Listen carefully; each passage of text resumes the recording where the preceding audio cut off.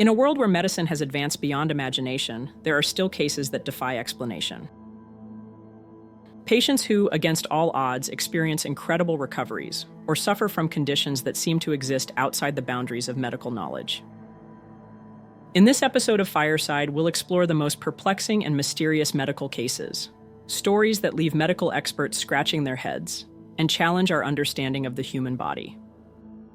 From rare diseases with no name to sudden inexplicable transformations, these are the stories that continue to haunt the halls of hospitals from all over the world. Welcome to Fireside Unsolved, episode 150, 5 Unexplained Medical Conditions.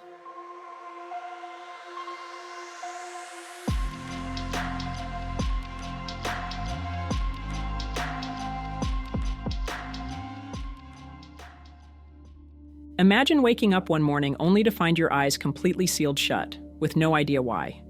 For days you're left wondering when, or if, this strange ailment will end. After 3 long days and nights, just as mysteriously as it began, your eyes open again, like nothing ever happened. For Natalie Adler, a resident of Melbourne, Australia, she doesn't need to imagine it, she lives it. Unfortunately for Natalie, her condition has baffled doctors with an ailment so rare, she may be the only person in the world to experience it. It all began when Natalie was just 17.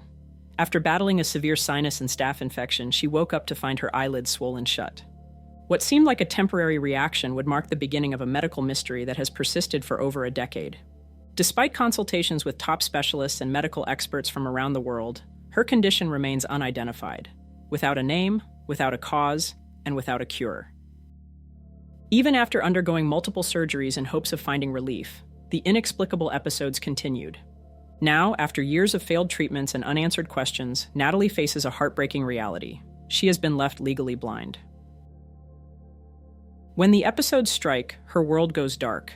She can barely see through a small slit in her left eye, forcing her to strain for even the slightest glimpse of light. But the condition doesn't just rob her of sight, it brings pain. The night before it sets in, my eyes get heavy. That's how I know it's coming. When my eyes are shut, I feel a sharp pain on either side of my temples. My body aches, I feel nauseous, and my neck throbs from constantly tilting my head back just to catch a glimpse through that tiny opening. Doctors remain perplexed. No known illness causes a person's eyes to shut for days at a time, only to open again as if nothing ever happened. But Natalie's story isn't just about a medical mystery, it's about resilience. Living with an unpredictable, isolating condition has forced her to adapt in ways most of us could never imagine, shaping every aspect of her daily life, from simple tasks to social interactions. On the morning of October 14, 2013, Landon Jones woke up to a terrifying realization. He had lost all sense of hunger and thirst. 11-year-old Landon was dizzy, nauseous, and exhausted. His chest was heavy, clogged with phlegm he couldn't stop coughing up. The day before had been completely normal. He rode his bike, indulged in pizza and ice cream, just like any other day. But overnight, something changed. A chest X-ray eventually revealed a bacterial infection in his left lung. Doctors treated it, and for a moment, it seemed like the mystery had been solved. But this was only the beginning. What followed was a relentless series of doctor visits, medical tests, and dead ends in a frustrating search for answers. Because even after the infection was gone, Landon's hunger and thirst never returned. Desperate for answers, Landon and his family traveled to 5 different cities, consulting specialists from their local pediatrician to experts at the Mayo Clinic.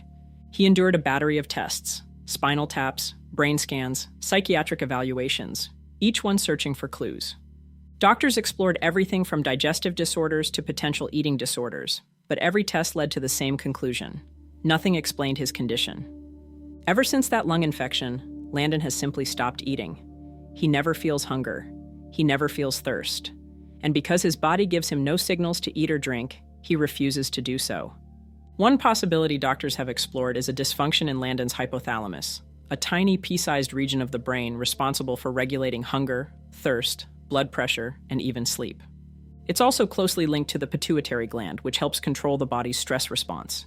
A malfunction here could explain his bizarre symptoms. Hypothalamic dysfunction can stem from a variety of causes: malnutrition, infection, genetic disorders, head injuries, even tumors. But so far, no definitive answer has emerged. One intriguing clue, however, lies in Landon's medical history. 3 years before his condition began, he started experiencing absent seizures, brief episodes where he would suddenly drift off, staring into space before snapping back to reality. It's possible that these seizures, or perhaps the medication used to treat them, are linked to his current health mystery. But so far, no one knows for sure. Imagine studying a disease so intensely that your mind starts convincing you have it. Every ache, every slight discomfort suddenly feels like a symptom.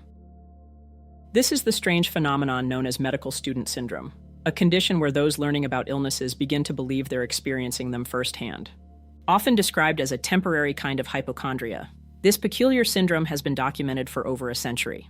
In 1908, renowned neurologist and psychiatrist George Lincoln Walton observed that medical students would frequently seek reassurance from their instructors, fearing they had contracted the very diseases they were studying. He described how simple knowledge could trigger alarm.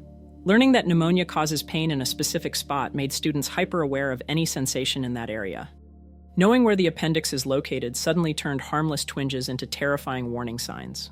For some medical students, the anxiety doesn't stop when the textbooks close. It follows them into their dreams. A different study found that second-year medical students frequently dreamed of having serious illnesses, heart conditions, vision problems, and other ailments they had been studying. Their subconscious minds seemed to be echoing their waking fears. Psychologists suggest this phenomenon occurs because learning about a disease creates a powerful mental schema, a detailed representation of the illness, complete with its symptoms. Once this mental blueprint is formed, students may begin to notice real sensations in their bodies that match the disease, while disregarding anything that doesn't fit. The mind, in its effort to connect the dots, can become its own worst enemy. Yet intriguingly, other studies show a similar incidence of hypochondria in law students and non-medical students, raising questions about whether medical students are truly more prone to health anxiety than their peers in other fields.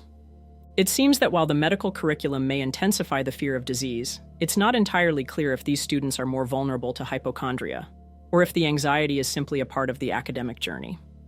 Medical student syndrome is a powerful reminder of how the mind can play tricks on the body, and just how deeply suggestion can influence our perception of health. How would you react if you woke up one day and believed that parts of your body were missing, or worse, that you were dead? This is the terrifying reality for those suffering from Cotard's syndrome. It's a rare and chilling condition where individuals believe they no longer exist, or that they are slowly dying, sometimes to the point of thinking that the world they are living in is itself an illusion. With only around 200 known cases worldwide, Cotard's syndrome remains one of the most bizarre and perplexing disorders in medicine. For those who suffer from this condition, the sense of isolation is profound. Some hear disturbing voices telling them they are dead, while others simply can't find the will to live. It's a haunting condition that challenges our very understanding of the mind, reality, and existence. Cotard's syndrome can strike at any age, though it most commonly affects people in their early 50s. One chilling case from 2008 involved a 53-year-old woman who was rushed to the hospital after her family called 911. The woman, convinced she was dead, asked to be taken to a morgue, seeking the company of the deceased. The cause of Cotard's syndrome remains unclear, but it is often tied to deeper neurological or psychological issues. Rather than being a disease in itself, Cotard's syndrome is more accurately described as a symptom of another condition. Many sufferers have a history of mental health disorders, including schizophrenia, depression, or substance abuse. Some experts believe the syndrome is linked to two types of brain damage. The first alters how a person perceives themselves, while the second locks them into that false perception, regardless of evidence to the contrary. However, this theory is not universally accepted, leaving many questions about Cotard's syndrome still unanswered. In 1988, Tennessee police officer Gary Dockery responded to a call about a domestic dispute. But when he arrived at the scene, the homeowner greeted him with a gun and fired point blank into his forehead. The bullet, however, didn't kill Gary. Instead, it split into two fragments, one embedding in the left side of his brain, the other near the back. Emergency surgery saved his life, but also removed about 20% of his left frontal lobe. Severely brain damaged, Gary fell into a coma. Fast forward to February 1996, nearly 8 years later, and something unbelievable occurred. Gary had developed life-threatening pneumonia, and his family was faced with a tough decision: undergo risky surgery to drain his lungs or let him die naturally. Unable to reach a consensus, they decided to sleep on it, agreeing to return the next day to make a final choice. That evening, Gary's sister, Lisa, stayed by his side. The next morning, February 11th, 1996, Lisa was still in hospital room, as she had been countless times before, and began talking to her brother. But this time, she thought she heard something different. A faint response. She asked, "Did you say something?" To her shock, Gary answered, "Yes." In his brief moments of regained speech, Gary Dockery astonished his family. He recalled memories from camping trips, the names of his beloved horses, his green Jeep, and even told his sons, ages 12 and 20 at the time, that he loved them. News of Gary's miraculous response spread like wildfire. Television stations, newspapers, and news outlets across the country quickly picked up the story, captivated by the sudden revival of a man who had been in a coma for over 7 years. With this newfound hope, the family quickly agreed to proceed with the risky surgery to fight Gary's pneumonia. But as swiftly as it had come, Gary's ability to speak faded once again.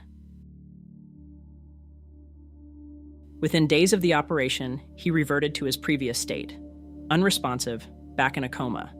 A brain scan was performed, but it revealed no change, offering no answers, no explanation for the brief but mysterious return of Gary Dockery's voice. As the doctors scrambled for answers, they began to suspect that Gary's sudden brief recovery might have been triggered by a reaction to one of his medications. They pored over his medical chart, reviewing every drug he had been given: sedatives, antibiotics, anti-nausea medications, and anti-seizure drugs. They painstakingly tested each one, re-administering them in the exact doses as before, both individually and in combination. But despite their exhaustive efforts, nothing brought back his ability to speak. The doctors were left baffled, still unable to explain what caused that fleeting moment of clarity. Thank you for joining us for another episode of Fireside Unsolved. If you haven't already, please like and subscribe to help the channel grow. Until next time, take it easy and be easy, you filthy bastards.